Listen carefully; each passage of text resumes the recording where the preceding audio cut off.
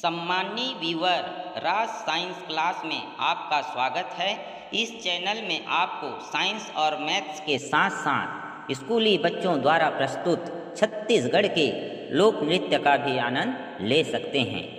यदि आप इस चैनल में नए हैं तो सब्सक्राइब को टच करें और बेल आइकन को दबा दें और लाइक करना तो बिल्कुल भी ना भूलें। इस वीडियो को पूरा देखिए, तभी आपका डाउट क्लियर होगा। बहुत बहुत धन्यवाद। प्यारे बच्चों नमस्ते। आज हम हार्मोन्स के अंतर्गत एक नए हार्मोन्स के बारे में पढ़ेंगे कि ये हार्मोन्स हमारे शरीर के लिए शरीर में किस प्रकार के हार्मोन्स उत्पन्न करते हैं। तो प्यारे बच्चों, पैराथार्मोन, ये जो पैराथार्मोन हार्मोन्स है ये कहां से रिलीज होता है, इसको सबसे पहले देखते हैं। तो हमारे शरीर में यहां पर आप देखेंगे, यहां पर क्या होता है, एक थायराइड ग्रंथि होता है। क्या होता है? थायराइड ग्रंथि। इसी थायराइड ग्रंथि के जस्ट पीछे पैराथायराइड ग्लैंड्स होता है। क्या होता है? Parathyroid glands. इसी पैराथायराइड ग्लैंड से पैरा हार्मोन्स क्या होता है, रिलीज होता है। तो देखते हैं ये पैराथायराइड ग्लैंड्स कैसे दिखता है। ये देखिए, आपको दिखाई दे रहा है। ये देखिए पीछे का भाग, ये जो आपको पीले कलर का क्या दिखाई दे रहा है, ये है आपका पैराथायराइड ग्लैंड्स। इसी पैराथायराइड ग्लैंड से पैरा हार्मोन्स क्या होता है, पैराथायराइड हार्मोन्स क्या होता है, रिलीज होता है। क्या होता है? रिलीज होता है। तो कहां से रिलीज होता है आपको समझ में आ गया होगा। आपके जो गला है, गले के सामने वाला हिस्सा में सबसे ऊपर में पहला थायराइड ग्लैंड्स रहता है। उसी थायराइड ग्लैंड्स के पीछे तरफ पैराथायराइड ग्लैंड्स होता है, जहां से ये हार्मोन्स क्या होते हैं, रिलीज होते हैं। ग्लैंड से रिलीज होते हैं। कहां से निकलते हैं? ये पैराथायराइड ग्लैंड से। जिसको और पैराथायराइड ग्लैंड से निकलने वाला प्रमुख हार्मोन्स क्या होता है, पैराथार्मोन। ये एक ही हार्मोन्स है जो सबसे प्रमुख है, और भी हार्मोन्स इसमें रिलीज होते हैं। अब देखो, ये पैराथार्मोन हार्मोन्स हमारे शरीर के जो कैल्शियम और फास्फोरस के मेटाबॉलिज्म को नियमित करता है। अर्थात एक तरह से कह सकते हैं कि कैल्शियम तथा फास्फोरस इस पैराथार्मोन हार्मोन्स के कारण नियंत्रित रहता है। क्या रहता है? नियंत्रित रहता है। इसके अलावा जब रक्त में कैल्शियम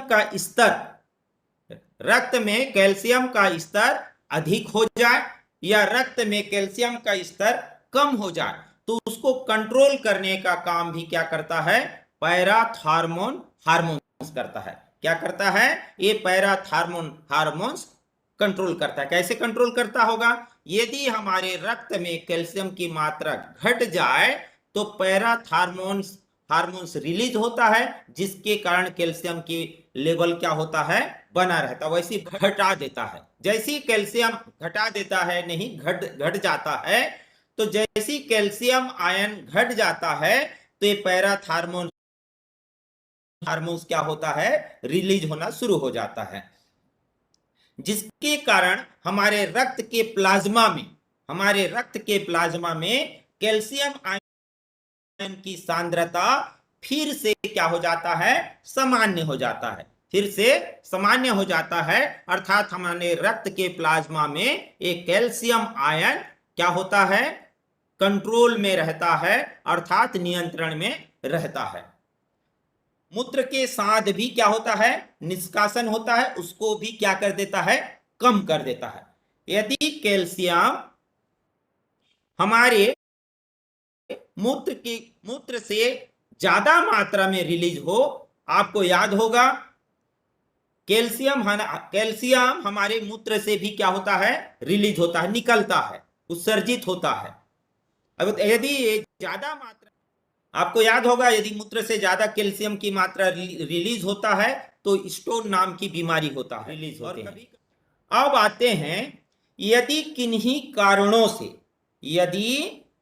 कारणों से पैराथार्मोन हार्मोन्स की क्या हो जाए, कमी हो जाए, हमारे शरीर में किसी कारण से पैराथार्मोन हार्मोन्स की कमी हो जाए, तो शरीर में, हमारे जो शरीर में जो पेशियां हैं, मांसपेशियां हैं तथा तंत्रिकाएं हैं, इनमें आवश्यक जो उत्तेजना होता है, हमारे मांसपेशियों में, तंत्रिकाओं में जो उत्तेजना के कारण, उत्तेजना क्या हो जाएगा, बढ़ जाएगा।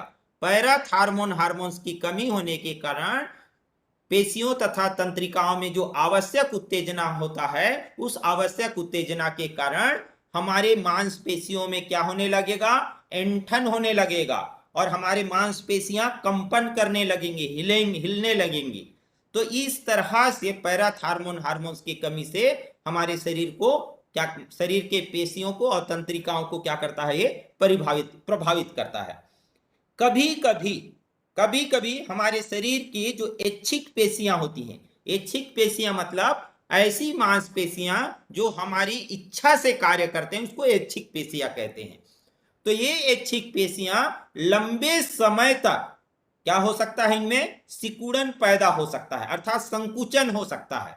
इन मांसपेशियों में लंबे समय तक के सिकुड़न हो सकता है, जिसके कारण यदि हमारे गले के अंदर में पैराथायराइड ग्लैंड्स है और वहीं से पैराथार्मोन निकल रहा है, और यदि ये सिकुड़ने लगे, वहां का जो पेशियां हैं वो क्या होने लगे, सिकुड़ने लगे, तो क्या हो जाएगा, हमारा जो श्वसन नली है वो क्या हो जाएगा, छोटा होते जाएगा। क्या होते जाएगा, छोटा होते जाएगा। और ज्यादा यदि सिकुड़ जाता है तो श्वसन नली पूरी तरह से चिपक जाएगा, और जिसके कारण से हम क्या होगा, सांस नहीं ले पाएंगे। और यहां तक हम जब सांस नहीं ले पाएंगे तो स्वाभाविक है कि हमारी मृत्यु भी हो सकती है।